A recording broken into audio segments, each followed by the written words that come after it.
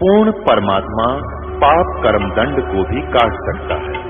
अभी तक जिस भी संत व महापुरुष से मिले उन्होंने यही बताया कि पाप कर्म फल भोगने से ही समाप्त होगा। वो प्रभु कौन है जो पाप कर्म को काट देता है, वो काल के बंधन से छुड़वा देता है, उसका क्या नाम है, पूजा की विधि क्या है? कृपया अवश्य सुनिए जगत गुरु तत्वदर्शी संत रामपाल जी महाराज के अमृत वचन।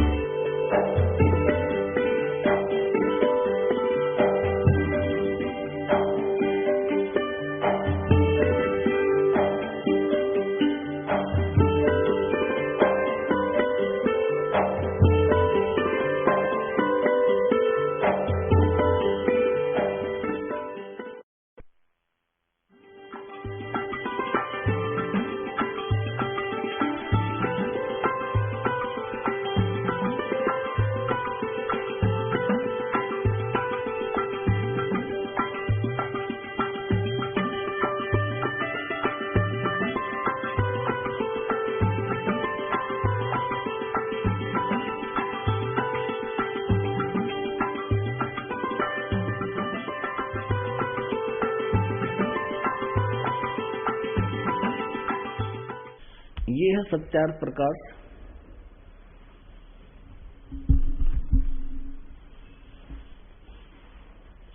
और ये है महर्षि दयानंद।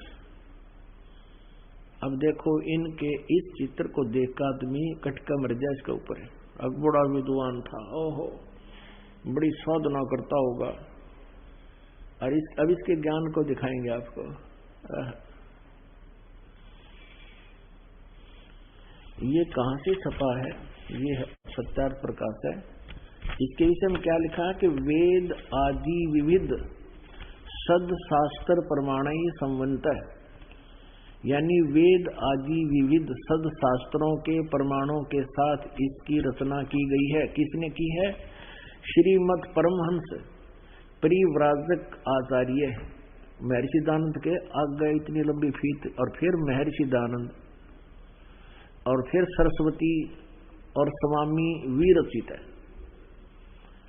अब इसके फीत इतनी बड़ी लादी, श्रीमद परमहंस परिव्राजक आचार्य महर्षि दयानंद सरस्वती स्वामी विरचित है। इस स्वामी जी द्वारा लिखी गई पुस्तक रची गई है।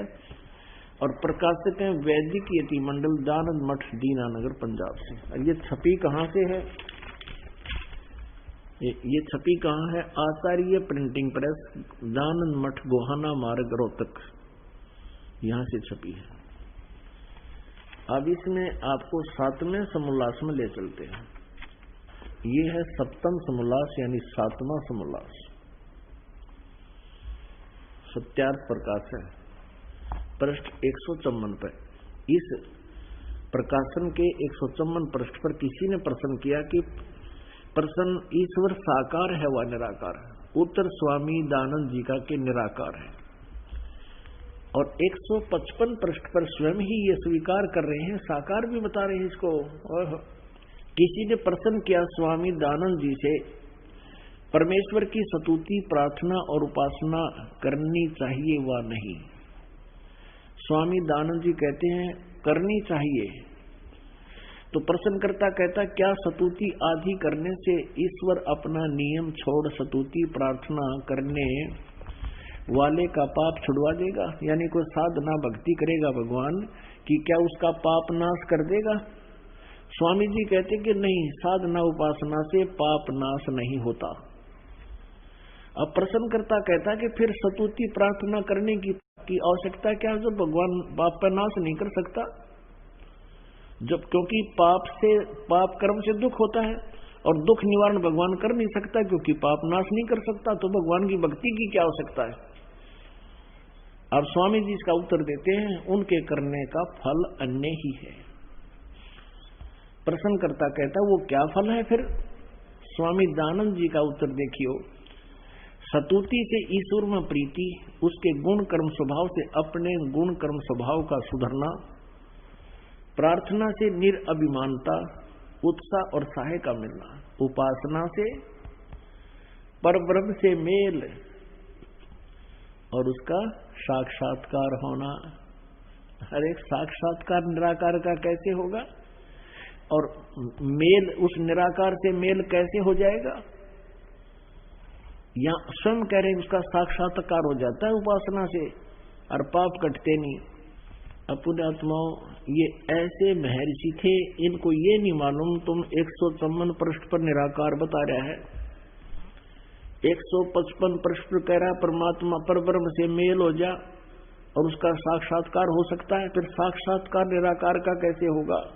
तत्व ज्ञानहीन प्राणी ऐसी उवाबाई ही बकते हैं जिनका कोई आधार ना हो। अपने आत्माओं,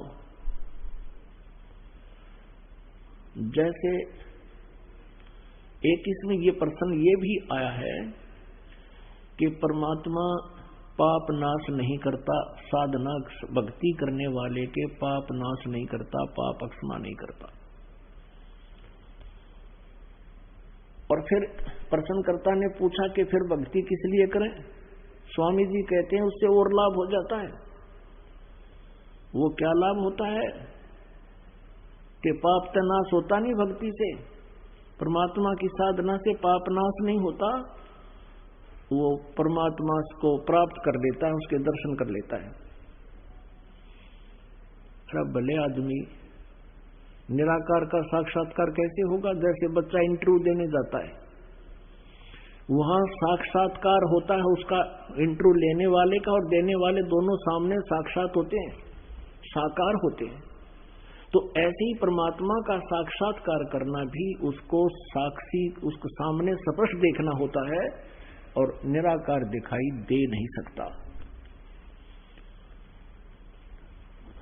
अब थोड़ा सा एक प्रसंग और बीच में आ गया कि परमात्मा अपने भक्तों के पाप नाश करता है वा नहीं।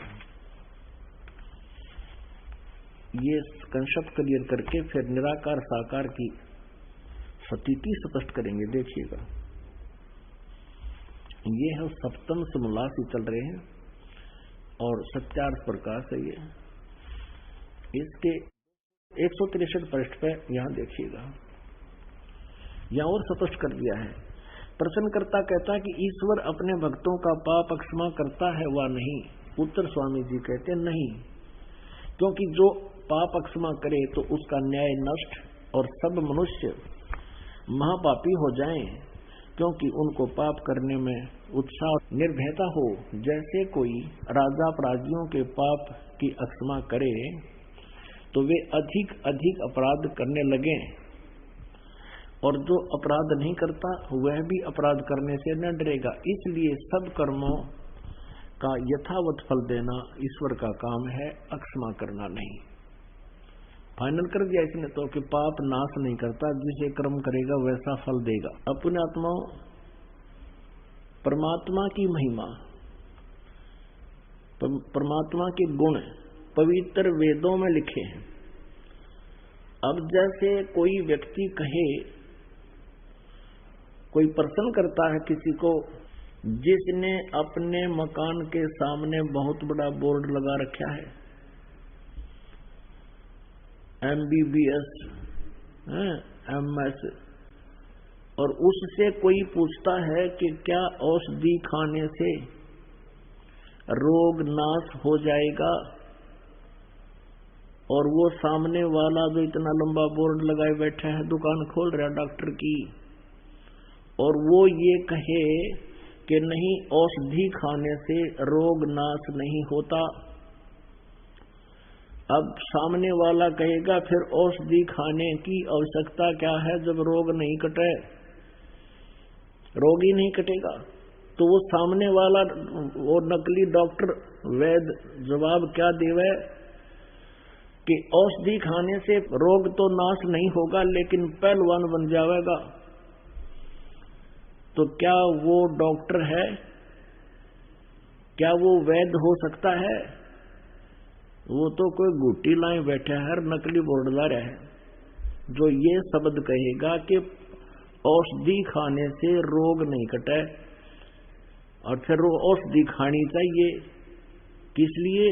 क्या लाभ है कि पहलवान बन जाएगा, रोग कटे नहीं, मृत्यु हो जा, पहलवान तो बन लिया फिर। तो ऐसे यदि दूसरा उदाहरण आपको देते हैं कि जैसे किसी ने बोर्ड लगा रखा है थोक साबुन विक्रेता, और साबुन की पूरी दुकान भर रखी है उसके साबुन के टुकड़ों की, और उससे कोई पूछता है क्या साबुन कपड़े का मैल नाश कर देगा? तो वो सामने वाला दुकानदार ये कहे कि नहीं, साबुन लगाना तो चाहिए पर वो कपड़े का मैल नाश नहीं करेगा।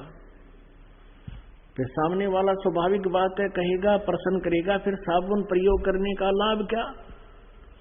जब साबुन कपड़े का मैल नाश नहीं कर सकता तो क्या यूज है उसकी लगाने की, क्या लाभ है? और वो नकली फिर उत्तर दे कि कपड़े को मजबूत बना देगा। साबुन कपड़े का पाप मैल नाश तो नहीं कर सकता लेकिन मजबूत बना देगा। क्या वो व्यक्ति साबुन से परिचित है? इससे सीधा उसने लकड़ी के गुटके धर रखे सारे और मूर्ख बना रहा दुनिया में कपड़े में, उसमें कागज में लपेट के। तो ये सिद्धांत था इस महर्षि दानव सरस्वती का, जो आर्य समाज का प्रवर्तक कहलाता है। इसको कैख भी पता नहीं था वेदों का और भगवान का। अब यजुर्वेद में वो स्वयं अनुवाद कर रहा है अपने कर कमल से, और यजुर्वेद में, क्योंकि वेद जो है परमात्मा का विधान है, परमात्मा के गुण है उसके अंदर, वो ऐसा ऐसा करता है। और जिसने वेदों के विरुद्ध अपना सिद्धांत बताया है वो अज्ञानी व्यक्ति था, वो वेद ज्ञानहीन था। अब देखिए वेद इसको प्रमाणित करेंगे कि परमात्मा घोर पाप का विनाश कर देता है। ये देखिए, ये महर्षि दानव सरस्वती द्वारा ही इसका अनुवाद है।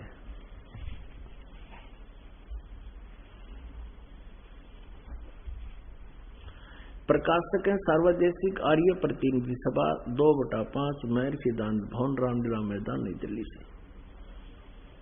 यजुर्वेद आर्य भाषा भाष्य संपूर्ण 40 अध्याय महर्षि दानव सरस्वती कृत यानी दानव जी के द्वारा इनका अनुवाद है।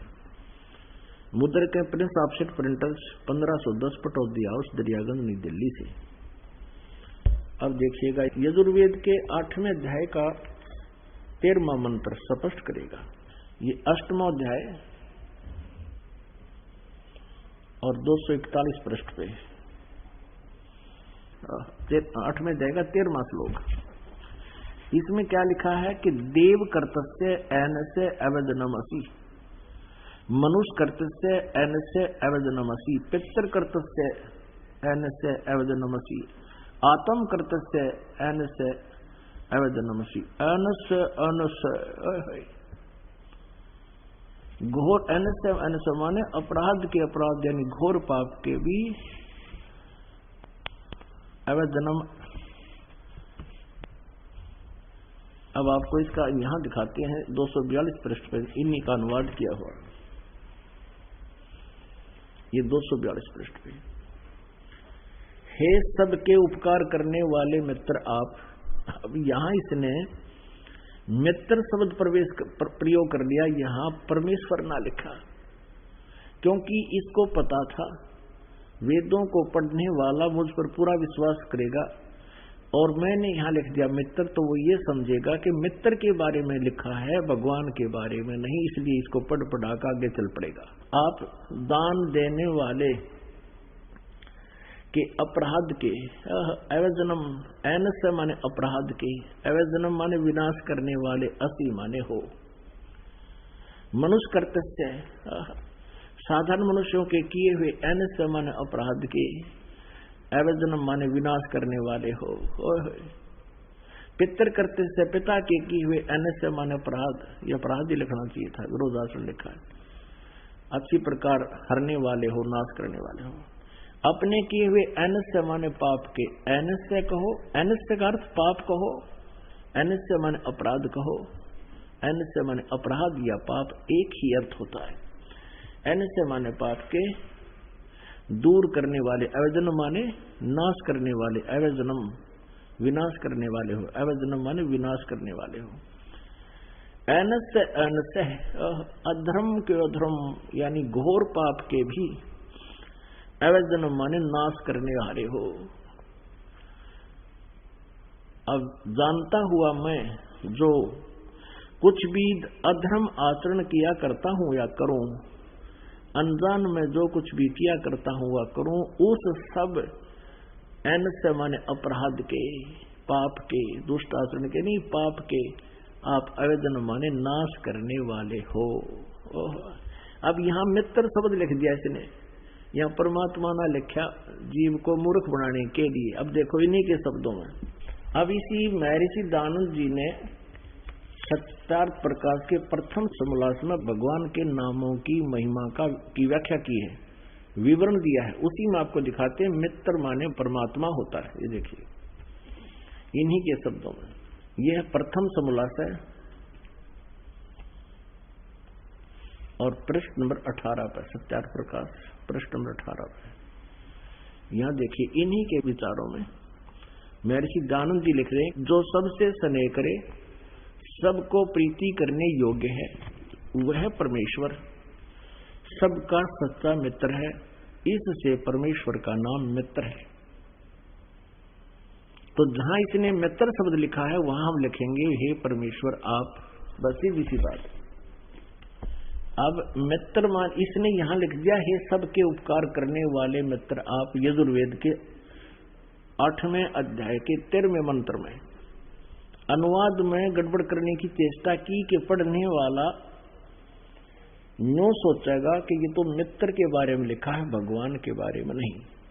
ऐसा ही हमारे साथ, जैसे हमारा और इस आर्य समाज के आचार्यों का सन 2004 से वाद विवाद चल रहा था। समाचार पत्रों में विज्ञापन के माध्यम से हम लिखते थे, वो भी उत्तर देते थे। जहां इस दास ने ये लिखा था कि महर्षि दानंद को वेदों का बिल्कुल ज्ञान नहीं था, ये कहता है कि पाप नाश नहीं कर सकते। इस 7वें समोल्लास में लिखा है भगवान की साधना से पाप नाश नहीं हो सकते, जबकि यजुर्वेद अध्याय नंबर 8 के श्लोक नंबर 13 में स्पष्ट लिखा है कि भगवान घोर पाप का भी नाश कर देता है। तो उन्होंने उत्तर दिया था कि रामपाल झूठ बोल रहा है। यजुर्वेद अध्याय नंबर 8 के श्लोक नंबर 13 के अनुवाद में महर्षि दानंद ने मित्र के बारे में लिखा है, परमेश्वर के बारे में नहीं। यानी जनता को मूर्ख बनाना उनका उद्देश्य था, लेकिन वो भूल गए कि अब आज से 150 वर्ष पहले वाला भारत नहीं है। अब हम स्वयं शिक्षित हैं, परमात्मा ने दया बख्शी है, प्रत्येक भारतवासी आज अक्षर ज्ञान युक्त है और इनसे जिसा भी अनुवाद बना इन्होंने अनुवाद किया है, और इनसे नहीं अनुवाद हुआ वो ये दास करेगा और बता रहा है, क्योंकि सूक्ष्म वेद में वो पहले ही लिखा परमात्मा की वाणी में। अब देखो यही यजुर्वेद 8वें अध्याय का 13वां श्लोक,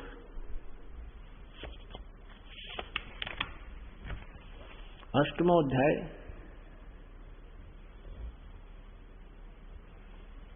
और ये हमने पढ़ा 13वां श्लोक मंत्र। इसके यहां पर ये अनुवाद किया स्वामी जी ने, तो यहां लिख दिया हे सबके उपकार करने वाले मित्र आप। हम यहां लिखेंगे हे सबके उपकार करने वाले परमेश्वर आप, दान देने वाले के, ऐसे माने अपराध मानी यानी पाप के विनाश करने वाले हो, साधारण मनुष्यों के किए हुए अपराध के विनाश करने वाले हो, पिता के किए हुए अनैसे माने अपराध के नाश करने वाले हो, अपने किए हुए पाप के दूर करने वाले यानी नाश करने वाले हो। एक तो इस महर्षि दानंद की या थ्योरी ये विधान गलत सिद्ध कर दिया वेदों ने कि परमात्मा पाप नाश नहीं कर सकता, जबकि वेद स्पष्ट करते हैं परमात्मा घोर पाप का भी नाश कर सकता है। तो इससे सिद्ध हो गया कि महर्षि दानंद पूर्ण रूप से वेदों से अपरिचित था, अज्ञानी था। अब प्रश्न चल रहा है कि परमात्मा साकार है व निराकार। ये कहते हैं कि परमात्मा निराकार है, वेद बताते हैं परमात्मा साकार है और मनुष्य दृश्य है, सशरीर है। अब देखिएगा ऋग्वेद मंडल नंबर 1 महर्षि दानंद जी द्वारा अनुवादित है। ये देखिएगा, ये प्रथम मंडल है, महर्षि दानंद सरस्वती का अनुवादित है। प्रकाशक है सार्वजनिक कार्य प्रतिनिधि सभा 3/5 महर्षि सिद्धांत भवन, रामलीला मैदान, नई दिल्ली से। मुद्रक है Prince offset printers 1510 Pataudi house. अब इसमें स्वयं स्वामी जी ने स्टार्ट किया है जो प्रथम मंत्र, प्रथम सूक्त और इसका प्रथम मंडल, प्रथम सूक्त और प्रथम मंत्र अग्नि शब्द से प्रारंभ होता है। अग्नि शब्द से, अग्नि शब्द से प्रारंभ होता है और इस अग्नि शब्द को इन्होंने आगे स्पष्ट किया है कि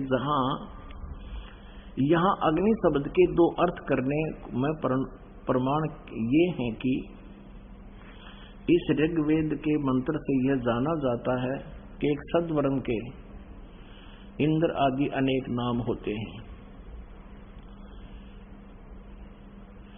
इत्यादि सत्वत ब्राह्मण के प्रमाणों से अग्नि शब्द ब्रह्म और आत्मा इन दो अर्थों का वाची है। मैं अग्नि शब्द प्रजा शब्द से भौतिक और प्रजापति शब्द से ईश्वर का ग्रहण होता है। इस प्रमाण से सत्य आचरण के नियमों का जो यथावत पालन करना है सो ही व्रत कहता है और इस व्रत का पति परमेश्वर है। इस ऋग्वेद के प्रमाण से ज्ञान वाले तथा सर्वज्ञ प्रकाश करने वाले विशेषण से अग्नि शब्द करके ईश्वर का ग्रहण होता है। अग्नि माने ईश्वर का ग्रहण होता है, अग्नि माने ईश्वर। और इसी आधार से स्वामी जी ने ऋग्वेद मंडल नंबर 1 सूक्त नंबर 1 का मंत्र नंबर 2 इसमें अग्नि शब्द है, इसका अर्थ इन्होंने स्वयं कहा है अग्नि माने वह परमेश्वर। दूसरे में आगे देखो, अब ये तीसरा मंत्र है ऋग्वेद मंडल नंबर 1 सूक्त नंबर 1 का मंत्र नंबर 3। इसमें भी अग्नि ना एव अच्छी प्रकार ईश्वर, अग्नि माने ईश्वर। चौथे मंत्र में अग्नि माने हे परमेश्वर।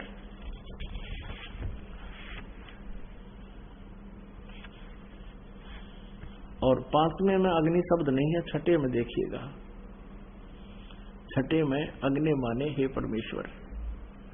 और फिर 7वें में ऋग्वेद मंडल नंबर 1 सूक्त नंबर 1 मंत्र नंबर 7 में अग्नि माने हे उपासना के करने योग्य परमेश्वर। अब 8वें अग्नि शब्द नहीं है, 9 में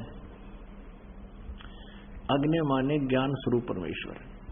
अब पुण्यात्मा, अब स्वामी दानंद जी खुद अग्नि माने अग्नि या अग्नि का अर्थ कर रहे हैं कि अग्नि माने वेदों में जहां भी ये है वो परमेश्वर का ग्रहण होता है। और सत्यार्थ प्रकाश में भी भगवान के नाम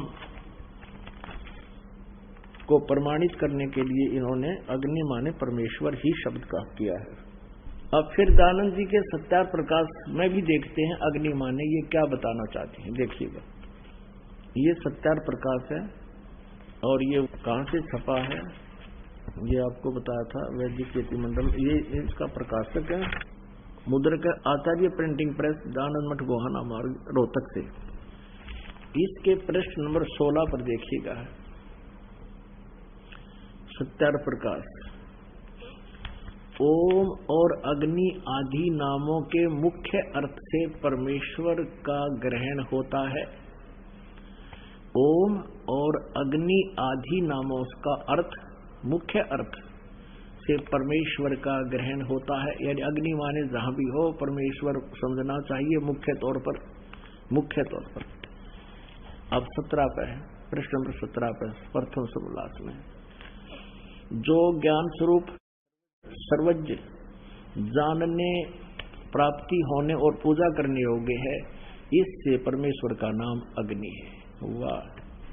इस महर्षि दानंद जी ने केवल 1.5 वेद का अनुवाद किया, उसके बाद इनकी मृत्यु होगी।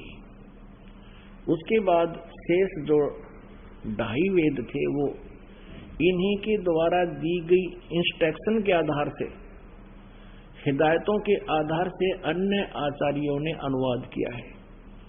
देखिएगा, उनमें से एक सामवेद अनुवाद किया गया। ये यजुर्वेद और सामवेद इकट्ठा ही जल्द किया गया है। अनुवाद करता इसमें भिन्न भिन्न है। हम सामवेद का अनुवाद करता देखते हैं।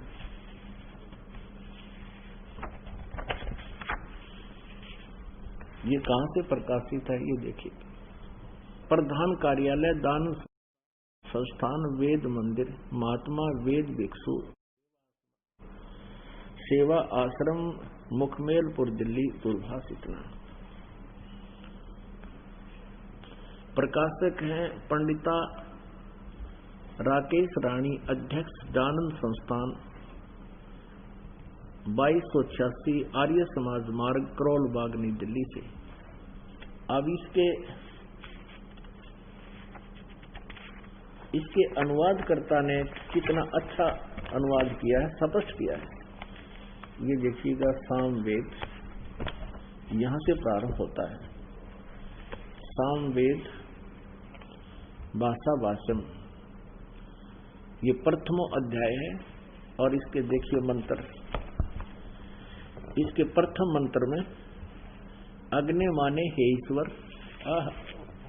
दूसरे मंत्र में अग्नि माने हे परमेश्वर और तीसरे मंत्र में अग्नि माने ईश्वर को, यानी अग्नि माने ईश्वर, और चौथे मंत्र में अग्नि माने परमेश्वर, पांचवें मंत्र में अग्नि माने हे ईश्वर और छठे मंत्र में अग्नि माने हे ईश्वर और सातवें मंत्र में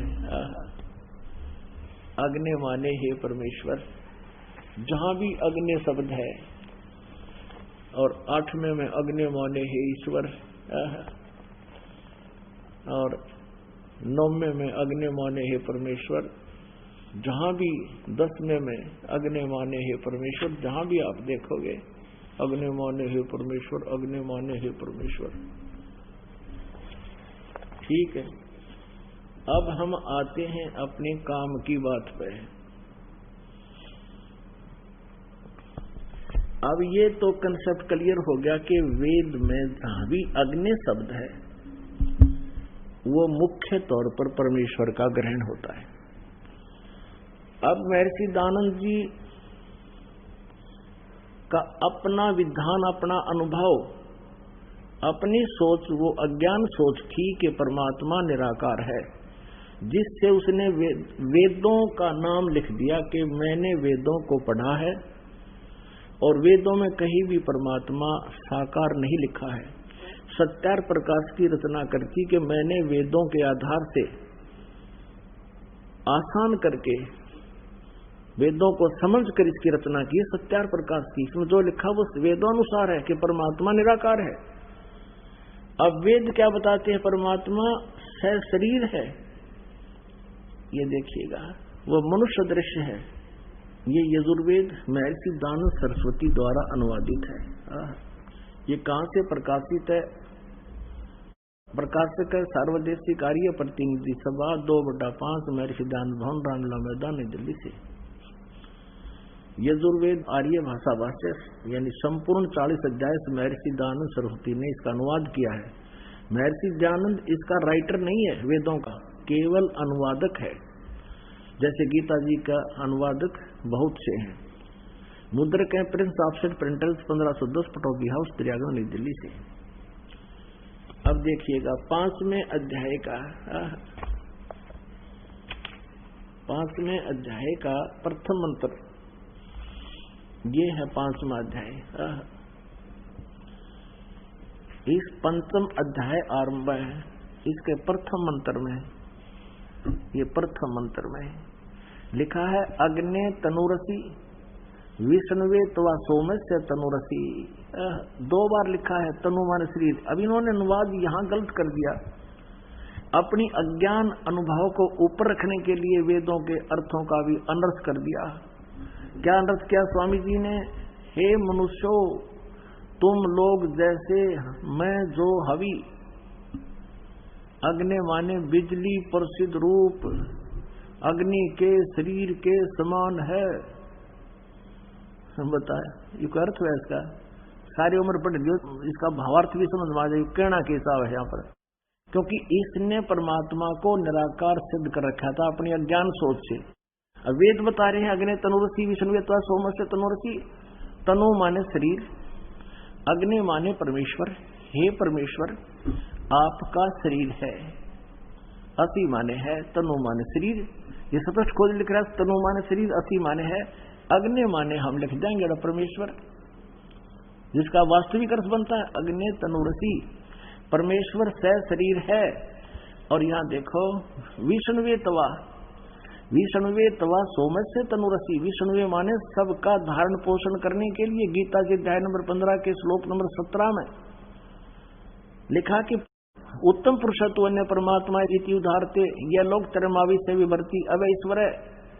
वो सबका धारण पोषण करने वाला जो परम सर्वम परमात्मा है वो परमेश्वर, वो सबका धारण पोषण करने के लिए भी उस पर सोमस्य माने अमर पुरुष का, तनु माने शरीर, असी माने है, तवा माने उस, विष्णुवे माने सबके धारण पोषण करने के लिए, तवा माने उस, सोमस्य माने अमर पुरुष का, तनु माने शरीर, असी माने है उस अमर पुरुष का शरीर है। अपनात्मा जहां भी ये जो महर्षि कहलाते थे, ये नकली डुप्लीकेट ही ज्ञान था नहीं ऋषि इसका वेदों का, इन्होंने इन वेदों के अर्थों का अनर्थ कर दिया। इसका एक प्रमाण आपको और दिखाते हैं। प्रथम अध्याय का 15वां मंत्र, वहां इसने के बैठा बैठा रखे अनुवाद में, इस दयानंद जी ने, देखिएगा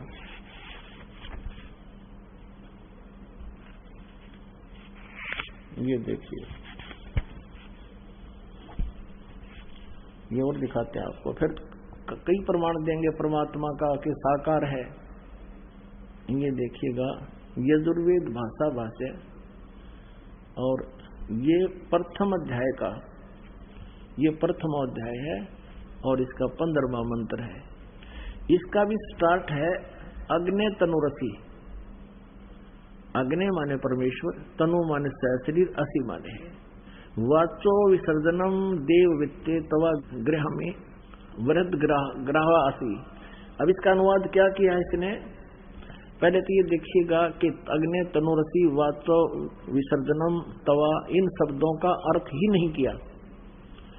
इसमें अग्नि तनुरसी कहीं पर भी अनुवाद नहीं है। ये जो हाईलाइट कर रखे हैं ये संस्कृत है, इसमें कहीं अग्नि शब्द नहीं है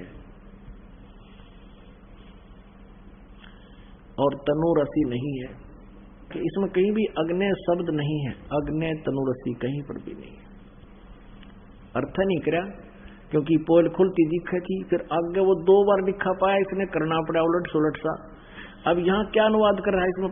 प्रथम अध्याय के 15वें मंत्र में, मैं सब सज्जनों के हित जिस अभी अर्थात पदार्थ के संस्कार के लिए बड़े बड़े पत्थर हैं और काठ के मूसल आदि पदार्थ विद्वान व जीव गुणों के लिए उस यज्ञ को श्रेष्ठ गुणों के प्रकाश और श्रेष्ठ विद्वानों व विविध भोगों की प्राप्ति के लिए ग्रहण करता हूं। ये कोई अर्थ बना इसका?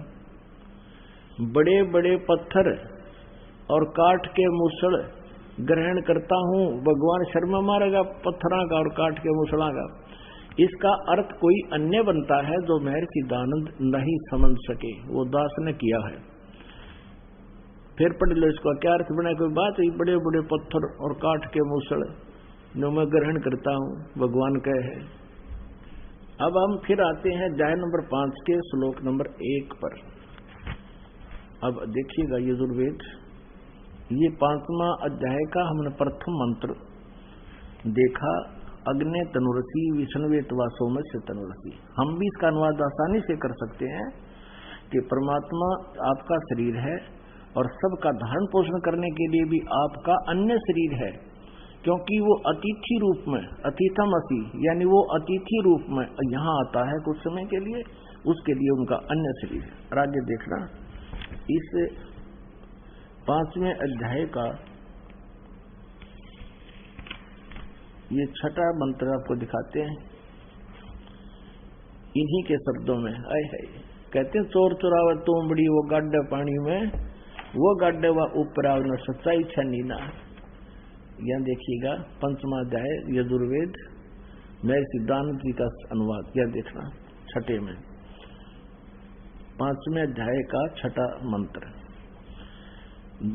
जिसलिए अग्ने खुद लिख रहा है, अग्ने वर्तपते यानी जगदीश्वर आप व बिजली, यो बिजली के लड़ाई दी इसमें, आपका बिजली परमेश्वर या बिजली दोनों लिख लिए, बिजली भी सत्य धर्म आदि नियमों के पालन करने वाले हैं। इसलिए उस आप व बिजली में मैं पूर्वोक्त व्रतों के पालन करने वाले क्रिया वाला होता हूँ। जो यह तव माने आपका, आप और उसकी नहीं, आप तव माने आपका, तनु माने शरीर है, इसने रांद काट दी, विस्तृत व्याप्ति है। आप तव माने आपका, यह आपका, तनु माने शरीर है, वह मुझ में जो यह मेरा शरीर है, भगवान का भी शरीर है और मुझ में मेरा शरीर है। सो आप व उसमें जो ब्रह्मचर्य के व्रत, अब सिद्ध हो गया कि भगवान का भी शरीर है और जो बोलता है उसका भी शरीर है। आगे देखिए, ये है यजुर्वेद अध्याय नंबर 5 का और मंत्र नंबर 8 है। इसमें ये मंत्र नंबर 8 है, इसमें 3 बार तनूर असी लिखा है 8 का। हे मनुष्य लोगों, तुमको यह जो इस अग्नि बिजली रूप लिख दिया, अग्नि माने परमेश्वर लिखना है यहाँ पर, परमेश्वर का अग्नि नहीं, परमेश्वर का सोन आदि सोने आदि में सोने अत्यंत बड़ा अभ्यंतर रहने वाला तनु माने शरीर है। तुम हे मनुष्य लोगों, तुमको जो इस परमेश्वर का, अग्नि का नहीं, परमेश्वर का जो अत्यंत बड़ा शरीर है, शरीर यह है लिखना चाहिए, शरीर है, और भयंकर वचन को नष्ट करता है, उत्तमता से सेवन किए हुए अन्न को, ये बकवास कर रखी इसने सारी। इस अग्नि माने परमेश्वर का अत्यंत विस्तीर्ण अभ्यंतर में सचित होने, लोकों में सोने वाला है, यानी लोकों में सोना में, अन्य लोकों में भी जब वो जाता है उसका शरीर है। और तीसरी बार फिर लिखा हुआ, इसका इसने अनुवाद नहीं किया, शर्मा गया यू अकड़े सी छुपाऊं। देखो इस मूल संस्कृत में 3 भगत तनूर, तनु ये तनु है, वरिष्ठा, तनु वरिष्ठा एक, और मूल संस्कृत में यहीं पर है, ये दूसरा तनु वरिष्ठा, और तीसरा फिर ये तनु वरिष्ठा है। इसका अलग अलग इसने केवल 2 बार लिखा, तनु माने शरीर, तनु माने शरीर, और तीसरी बार इसने शर्म आगी अनुवाद छोड़ दिया। 1.5 साल हो गए इसके अनुवाद को ऐसे एजिटी चलते हुए को। यजुर्वेद अध्याय नंबर 7 के मंत्र 39 में उसमें लिखा है कि नरवत मनुष्य के तुल्य परमात्मा। ये देखिएगा, यही अनुवाद कर रहा है लेकिन गोलमोल कर रहा है। यही महर्षि दानव सरस्वती द्वारा ही इसका अनुवाद किया गया है। 7वें अध्याय का 39वां श्लोक आपको दिखाते हैं, ये देखिएगा।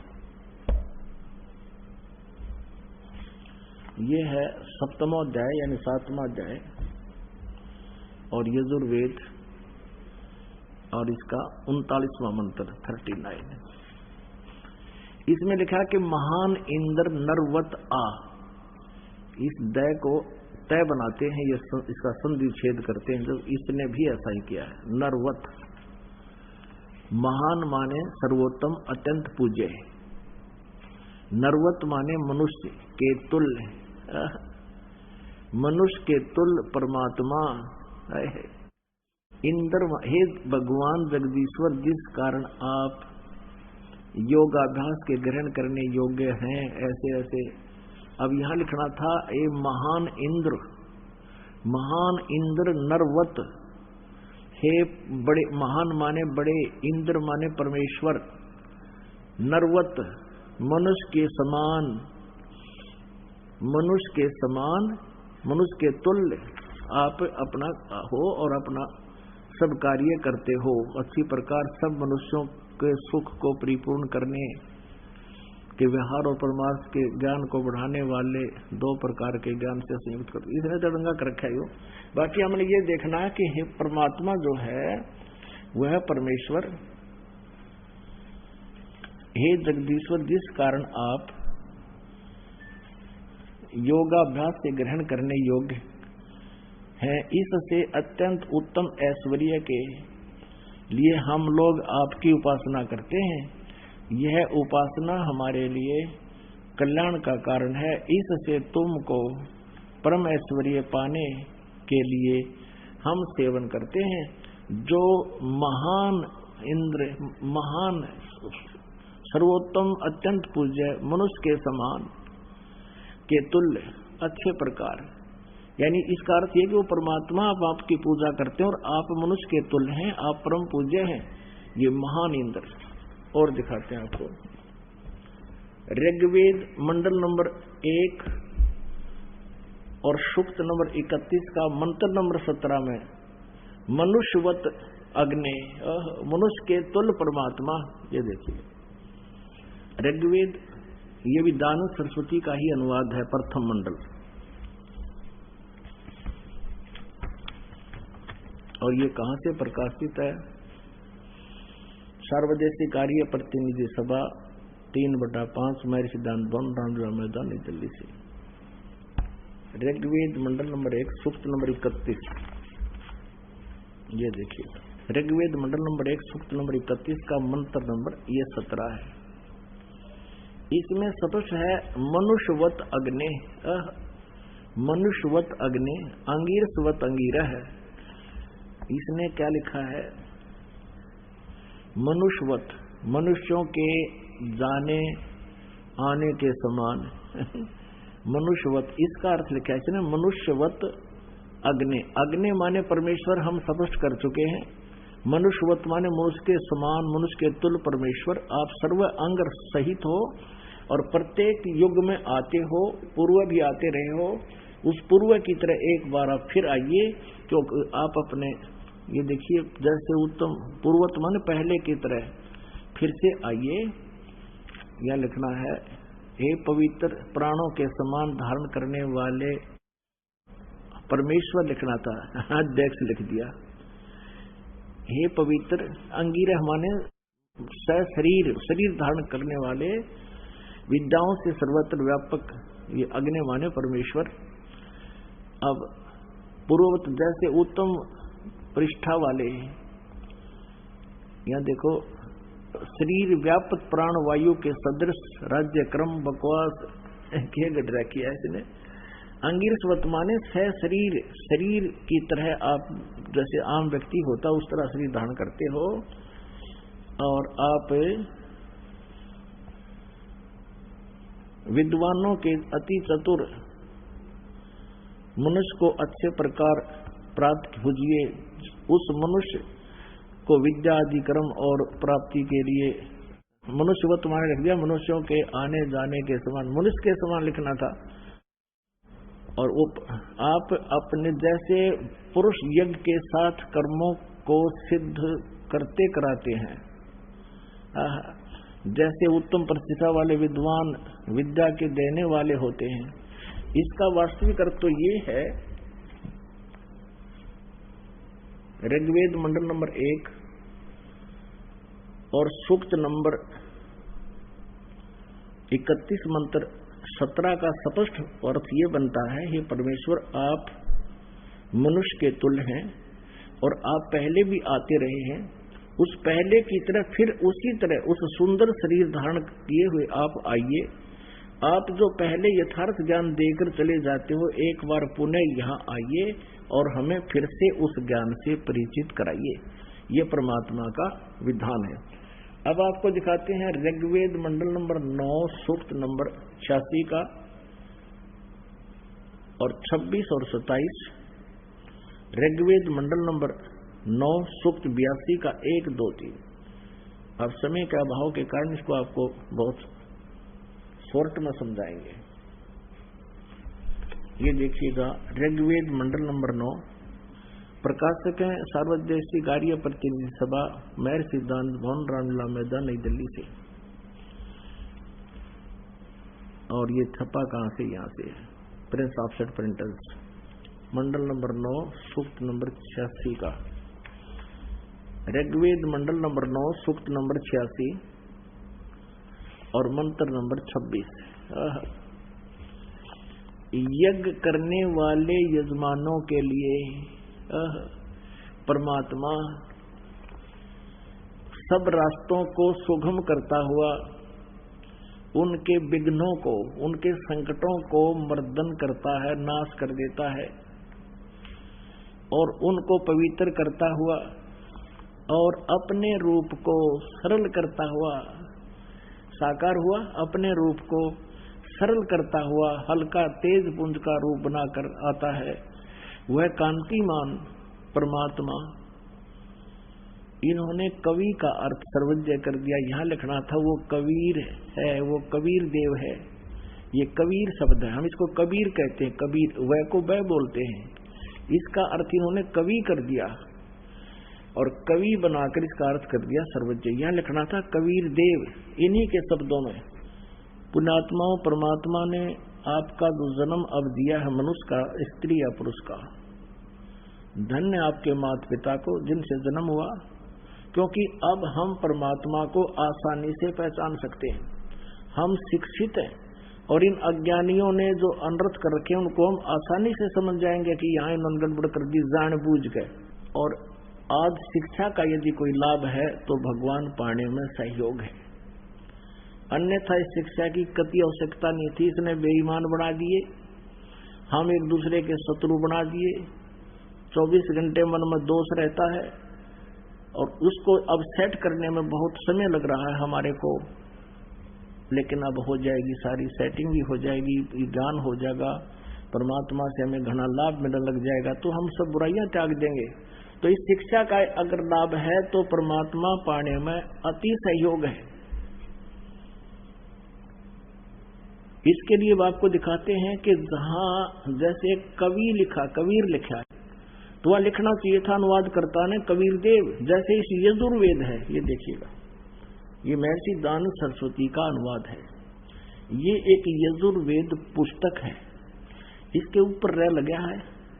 यहां अगर 2 अपसर्ग लगा दी जाए तो भी ये यजु, अगर ये अकेला शब्द भी कहीं पर है, ये वेद ना लिखा हो, तो भी इसकी महिमा कहीं हो रही हो, तो हमने यजुर्वेद लिखना पड़ेगा। ये देखिएगा, महर्षि दानव सरस्वती ने भी ऐसा ही किया है। प्रकाशक है सार्वदेशिक कार्य प्रतिनिधि सभा 2/5 महर्षि दानव भवन, रामलीला मैदान, नई दिल्ली से। ये दानव सरस्वती का ही अनुवाद है और इसके 36वें अध्याय का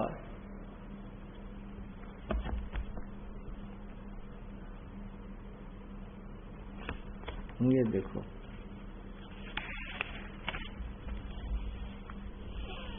ये यजुर्वेद भाषा भाष्य है और ये है 63 अध्याय 36वां अध्याय।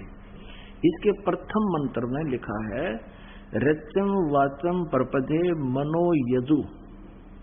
ये यजु लिखा है, यजु, और ये यजुर्वेद की महिमा है।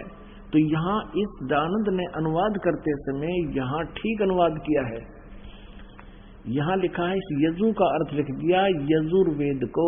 ओह, बहुत ठीक किया, यजु शब्द लिख दिया, इसका यजुर्वेद लिखना पड़ा इसने, क्योंकि यजुर्वेद की महिमा चल रही है।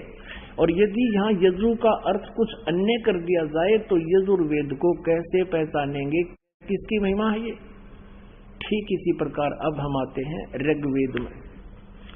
अब हम इसी प्रकार अब हम ऋग्वेद में, जहां परमात्मा कबीर, इन्होंने कबीर लिख दिया, कबीर को कवि कर दिया, उसका अर्थ सर्वज्ञ कर दिया, गलत कर दिया। यहाँ लिखना था वो कबीर देव है, वो कबीर साहब। हम कबीर साहब के, देव माने साहब कहो, भगवान कहो, अल्लाह कहो। ये देखिए ऋग्वेद अब हम ऋग्वेद पर आते हैं, क्योंकि बीच में ये कंसेप्ट क्लियर करना था, इसलिए यजुर्वेद लिया था बीच में। ये वही है, यहां से ये छपा है, प्रकाशक है। अभी हम पढ़ रहे थे इसको, वही है, ये देखिए। ऋग्वेद मंडल नंबर 9 सूक्त 86 का मंत्र हम 26 पढ़ रहे हैं। देख कितना स्पष्ट है इसमें। ये कबीर लिखा, कबीर अत्यय, तो इसको इन्होंने ऐसा लिख दिया, 2 अपसर्ग लगा दिए, तो फिर भी यहां लिखना था वो कबीर देव, कबीर देव लिखना था। जैसे ये है ऋग्वेद मंडल नंबर 9 सूक्त 20, इसका मंत्र नंबर 1 में यहां लिखा है वो कबीर देव, कबीर देव, वो कबीर देव। ये कबीर साहब लिखना चाहिए था, कबीर परमेश्वर। तो यहां केवल कबीर लिखा है, तो अभी ये कबीर देव ही लिखना पड़ेगा। यज्ञ करने वाले यजमानों के लिए परमात्मा, यज्ञ करने वाले यजमानों माने साधना करने वाले भक्तों के लिए परमात्मा सब रास्तों को सुगम करता हुआ उनके विघ्नों को मर्दन करता है, उनके संकटों का नाश कर देता है और उनको पवित्र करता हुआ और अपने रूप को सरल करता हुआ वह कांति में, यानी परमात्मा कबीर देव, वो लिखना था वह कबीर देव, कबीर साहब विद्युत के समान क्रीड़ा करता हुआ, यानी बहुत शीघ्र गति से चलता हुआ वर्णीय पुरुष को प्राप्त होता है, श्रेष्ठ अच्छी आत्मा को मिलता है, गति करके वहां से चलकर आता है। ये देखिएगा। अब 27 में ऋग्वेद मंडल नंबर 9 सूक्त नंबर 86 मंत्र 27 में क्या कहा है कि प्रेम की वे, हम यहां लिखेंगे जो परमात्मा प्रकाश पुंज परमात्मा, फिर यहां जो परमात्मा ध्रुवलोक के तीसरे पृष्ठ पर विराजमान है, एक देशीय है, एक स्थान पर रहता है। ध्रुवलोक के उस तेजो में लोक के सतलोक के तीसरे पृष्ठ पर विराजमान है, वो प्रकाश रूप है। यानी एक देशीय हुआ वो परमात्मा ऊपर ध्रुवलोक के, यानी उस सतलोक के तीसरे पृष्ठ पर, तीसरे स्थान पर विराजमान है, एक देशीय हुआ। आगे देखो, अब आपको दिखाते हैं ऋग्वेद मंडल नंबर 9 सूक्त नंबर 82 और मंत्र 1, 2, 3 में। ये देखिएगा, ऋग्वेद मंडल नंबर 9 सूक्त नंबर 82 और यहां आते हैं मंत्र नंबर 1।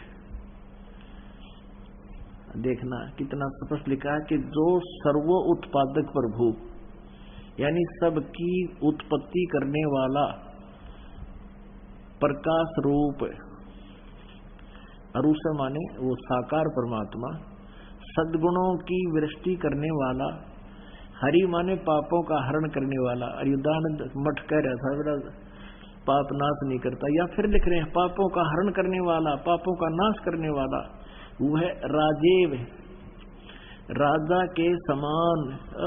ये देखना, हम 269 यानी 269 पर, और यहाँ पर लिखा कि राजेव, राजा के समान। इसका शेष है 270 पे, ये है शेष 270 पे। ऋग्वेद मंडल नंबर 9 सूक्त 82 का मंत्र हम 1 पढ़ रहे हैं, 270 पे। राजा के समान दर्शनीय है, दर्शनीय देखने योग्य है, राजा के समान साकार है, मनुष्य दृश्य है, वह पृथ्वी आदि लोक लोकांतरों के चारों ओर शब्दमान हो रहा है। वह वर्णीय पुरुष को, श्रेष्ठ, वर्णीय माने श्रेष्ठ भक्त पुरुष को, व्यक्ति को, जो दृढ़ भक्त है उसको पवित्र करता हुआ प्राप्त होता है। जिस प्रकार विद्युत स्नेह वाले स्थानों को आधार बनाकर प्राप्त होता है, और वो उसका उद्देश्य क्या होता है, ये देखिएगा। दूसरे मंत्र में। वो किस उद्देश्य से आता है वो परमात्मा? ये कबीर शब्द है यहाँ पर, कबीर मूल पाठ में कबीर वेदस्य। ये परमात्मन उपदेश करने की इच्छा से आप महापुरुषों को प्राप्त होते हो, सच्चा ज्ञान देने के लिए आते हो, और आप कांति अत्यंत गतिशील पदार्थ के समान हमारे आध्यात्मिक यज्ञ को प्राप्त होते हो, यानी अत्यंत गतिशील पदार्थ के समान, यानी बिजली जैसी गति से आप चलते हो। आप ये फिर सर्वज्ञ लिख दिया, आप कबीर देव हैं, आप कबीर साहब हैं, शुद्ध स्वरूप हैं। आगे आगे आप पापों को दूर करके, हे सोम, हे अमर परमात्मा, आप हमको सुख दें अपने आत्माओं। इसमें स्पष्ट कर दिया है कि वो परमात्मा राजा के समान देखने योग्य है। राजा तो मनुष्य जैसा ही होता होगा, और कौन सा वो पत्थर जैसा होता है।